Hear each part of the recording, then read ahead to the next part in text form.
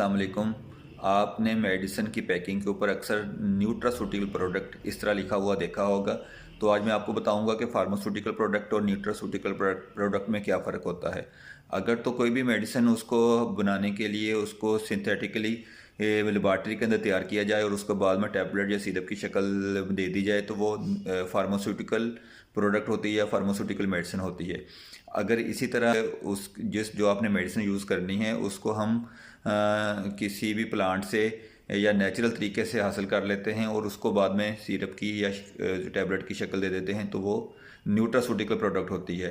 मिसाल के तौर पर जैसे ऐसे समझ लें कि इवनिंग प्राइमरोज ऑयल एक पौधा होता है। उसका ऑयल की जो प्रॉपर्टी होती हैं वह विटामिन ई और एंटीऑक्सीडेंट विटामिन की तरह होती हैं। अगर उसमें से हम ऑयल निकाल के उसको कैप्सूल या सिरप की शक्ल दे दें या किसी और शक्ल में तैयार कर लें और बाद में उसको एज अ मेडिसिन यूज़ किया जाए तो ये न्यूट्रास्यूटिकल प्रोडक्ट